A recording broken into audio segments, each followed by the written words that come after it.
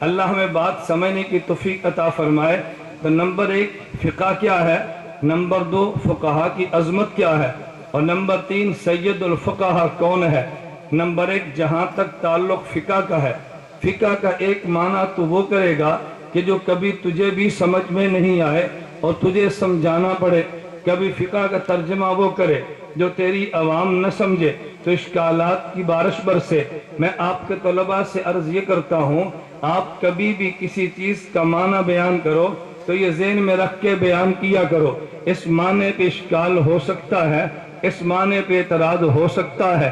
میں اس لیے ایک جملہ کہتا ہوں، کبھی ایک بات کو خطیب بیان کرتا ہے اس پر اعتراض نہیں ہوتا، لیکن ایک بات کو وکیل بیان کرتا ہے، اس کے علم میں ہے میری گفتگو پر اعتراض بھی ہوگا، میں نے اعتراضات کے جواب بھی دینے ہیں۔ فقہ کا جو معنی میں آپ کی خدمت میں پیش کرنے لگا ہوں، اگر کوئی غیر مقلد یہاں بیٹھا ہو اعتراض کا حق حاصل ہے، یہاں نہ بیٹھا ہو بعد میں تبع آزمائی کرنا چاہے تب بھی تجھے حق حاصل ہے، ہم روکتے نہیں ہیں، لیکن ہم اتنی بات کہتے ہیں تنقید اتنی کرو جتنی تم برداشت کر سکتے ہو۔ تنقید کرنا آسان ہے لیکن تنقید برداشت کرنا بڑا ہی مشکل ہے۔ ہم تنقید کم کرتے ہیں لیکن تنقید برداشت زیادہ کرتے ہیں۔ آج کتنے لوگوں نے کہا او جی فقہ بمقابلہ قرآن ہے، فقہ بمقابلہ حدیث ہے، بلکہ ایک بات میں کہتا ہوں، اور دیانت کا جنازہ اٹھا ہے۔ جب کسی شخص کو گمراہ کیا جاتا ہے تو لوگ یوں کہتے ہیں کہ دیکھو اگر حدیث لینی ہے تو اہل حدیث کے پاس آؤ، اگر تم نے فقہ لینی ہے تو پھر حنفی کے پاس جاؤ، اگر تم نے پیغمبر کو لینا ہے تو پھر ہمارے پاس آؤ، اگر تم نے مقابلے میں امام کو لینا ہے تو پھر احناف کے پاس جاؤ۔ اس نے جھوٹ بولا ہے۔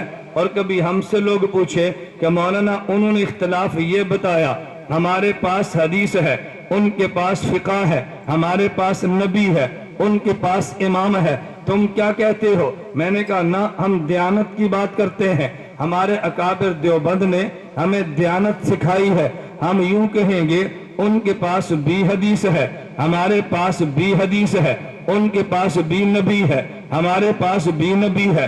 تو لوگ کہتے ہیں جھگڑا کیا ہے؟ میں نے کہا بھائی بات سمجھو، جھگڑا یہ ہے کہ غیر مقلد بھی کہتا ہے، اہل حدیث بھی کہتا ہے کہ عمل پیغمبر کی حدیث پہ کرنا ہے اور حدیث پیغمبر کے صحابی سے لینی ہے، اور ہم بھی یہ بات کہتے ہیں عمل حدیث پہ کرنا ہے اور حدیث پیغمبر کے صحابی سے لینی ہے۔ تو لوگ کہتے ہیں جھگڑا کیا ہے؟ میں کہتا ہوں جھگڑا یہ ہے، ہم کہتے ہیں الفاظ پیغمبر پیغمبر کے صحابہ سے لیں گے، الفاظ پیغمبر کا معنی پیغمبر کے صحابہ سے لیں گے۔